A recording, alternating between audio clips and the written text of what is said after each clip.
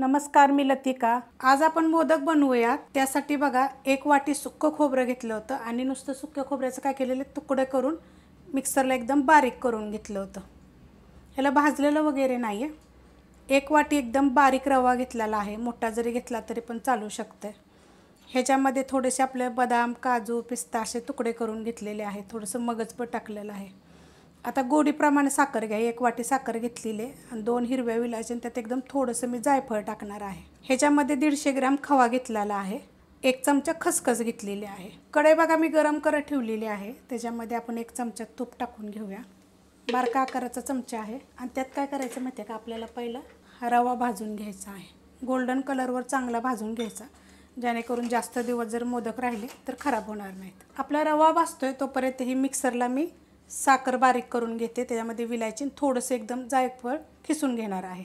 मस्त असा बघा भाजला गेलेला आहे, कलर बघा किती मस्त आला। एकसारखा हलवला का नाही की चांगला भाजतो। आणि जर तुम्हाला तसं तूप टाकून जर भाजायचं नसेल का नाही तर मोकळ्या कढईमध्ये बिन तूप टाकता सुद्धा तुम्ही असं भाजू शकता। आणि मग जरा भाजला का नाही की मग थोडंसं तूप वरनं जरी टाकलं तरी तसं पण चालू शकते। रवा मी काढून घेतलेला आहे, त्यातच मी आता ही खोबरं टाकणार आहे। हे सुक्कं खोबरं आहे, वल्लं नाही आहे बरं का। आणि मी मिक्सरला बारीक केलेलं आहे। आणि तुम्हाला एक रव्याची पण गोष्ट सांगते, आपला बारीक रवा किंवा मोठा रवा तर पावसाळ्याच्या दिवसात म्हणा आळ्या जाळ्या होतात का नाही, तर त्यासाठी काय करायचं, मोकळ्या कढईमध्ये फक्त रवा हलकासा भाजून घ्यायचा।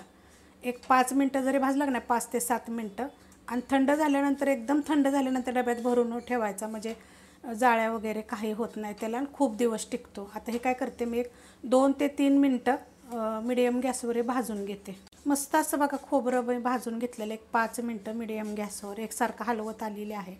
जेव्हा आपण बारीक करतो का नाही मिक्सरला सुक्कं खोबरं तर ते लगेच जळतं, त्यासाठी काय करायचं, बारीक गॅसवर जरी केलं तरी चालते आणि मीडियम गॅसवर जरी केलं तर चालते। फक्त एकसारखं आपल्याला ह्याला हलवत राहायचे, म्हणजे चांगला कलर येतो आणि चांगलं भाजलं जातं आणि आपले मोदक जास्त दिवस टिकतात। आता हे मी काढून घेते। आता ह्याच्यातच मी रवा काढला होता, त्यातच मी ही सुक्कं खोबरं पण काढून घेणार आहे। कढईमध्ये बघा 2 चमचे आपण तूप टाकून घेऊया।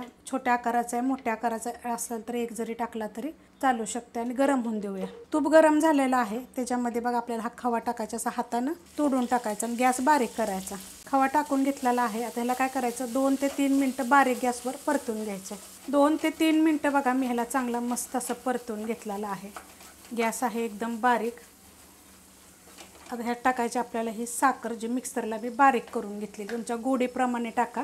साखर टाकून घेतलेली आहे, गॅस आहे बघा आपला बारीकच। आता ह्याच्यामध्ये मी ही मिक्स करून घेते। साखर टाकल्यानंतर बघा मी चांगलं असं परतून घेतलेलं आहे, एवढं पातळ झालेलं आहे, एकदम गॅस बारीक केलेला आहे। आता ह्याच्यामध्ये 1 चमचा खसखस घेतलेली आहे, पण ह्या खसखशीचं सांगते तुम्हाला। खसखस काय केलेली होती, पहिलीच मी थोडीशी हलकीशी गरम करून घेतली होती, कारण की ह्याचा म्हणजे कच्चापणा जातो। आणि तुम्हाला सांगते, कधी पण मोदकामध्ये जेव्हा आपण खसखस टाकतो का नाही तर भाजायची, कुटायची आणि मग टाकायची, छान लागते। आता ही 1 चमचा घेतलेली आहे। तुम्हाला जर तुम्ही जर अशी कच्ची टाकू नका, मग थोड्याशा तुपावर भाजा आणि मग टाका, कारण ही मी खराब होऊ नये म्हणून थोडीशी भाजून ठेवते, कारण आपण जास्त आणतो आणि मग ती खराब होते। मग त्यासाठी आपल्याला काय होतं खराब म्हणजे जाळ्या बिळ्या होतात, त्याला दुसरं काय नाही। त्याच्यामध्ये बघा हे टाकणारे बदाम, काजू, मगज तुमच्या आवडीप्रमाणे तुम्ही काही दुसरं पण टाकू शकता जे आहे ते। आता त्यात हे आपण रवा आणि खोबरं जे काढून घेतलं होतं ते टाकून घ्यायचं। गॅस एकदम बारीक आहे बरं का। आणि फक्त आता ह्याला मिक्स करायचं आहे बरं का, जास्त वेळ ठेवायचंच नाही आहे आपल्याला। हे मिक्स करत करत बघा 2 ते 3 मिनटं झालेले आहेत, एकसारखं सगळं मिक्स करून घ्यायचं। आणि आता गॅस खालचा मी बंद करते आणि आपल्याला ह्याच्यामध्ये थोड्या वेळ थोडंसं असं मिक्स करून घ्यायचं आहे चांगलं। गॅस बंद केल्यानंतर पण बघा मी 2 मिनटं ह्याच्यातच परतून घेतलेलं आहे मस्त असं। आता हे आपण एका वाडग्यामध्ये काढून घेऊया। मस्त असं बघा खाली काढून घेतल्यानंतर पण मी थोडंसं हलवून घेतलेलं आहे। आता एकदम मोकळं असं झालेलं आहे, कडक वगैरे काही होत नाही बरं का, जरासुद्धा कडक होत नाही।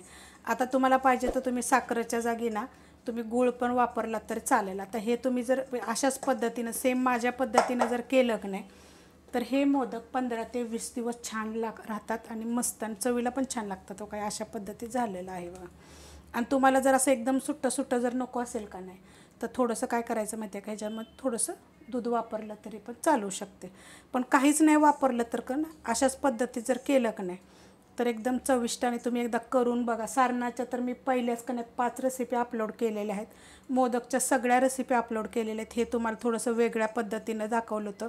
आता आपण कणाय पीठ मळून घेऊया. वाडगं घेतलेलं आहे, त्याच्यामध्ये 1 वाटी दाबून असा मैदा घेतलेला आहे बघा. हे सगळं साहित्य मी चाळून घेतलेलं आहे. 1 वाटी गव्हाचं पीठ, ते पण दाबून घेतलेलं आहे बघा. असं 2 चमचे एकदम बारीक 0 नंबरचा रवा, थोडंसं मीठ. आता हे पहिले मिक्स करून घेते मी. मिक्स करून घेतलेलं आहे. त्याच्यामध्ये आता आपल्याला 2 ते 2.5 चमचे तूप टाकायचं आहे. छोट्या आकाराचा चमचा आहे, थोडंसं जास्त टाकलं तरी पण अजून चालू शकते. आता हे काय करायचं, तूप सगळीकडे आपल्याला असं लावून घ्यायचं आहे. मस्त असं तूप बघा मी पिठाला सगळीकडे चोळून घेतलेलं आहे. थोडंसं पाणी टाकायचं आणि घट्ट असं कालवून घ्यायचं. मळून घेतलं आहे बघा. जास्त पण आपल्याला घट्ट मळायचं नाही आणि जास्त पण पातळ मळायचं नाही. म्हणजे आपण जसं चपातीला मळतो का नाही त्याच्यापेक्षा थोडंसं असं घट्ट मळायचं.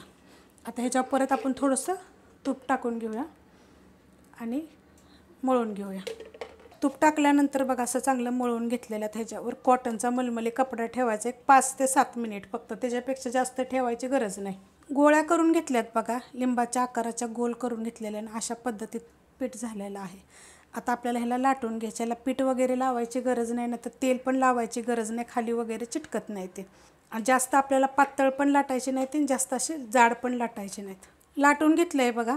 आता हे आपण उचलून घेऊया आणि बघा जास्त पण नाही, पुरीच्या आकाराचे छोट्या मोठ्या आपल्या आवडीप्रमाणे, जास्त जाड पण नाही आणि जास्त पातळ पण नाही.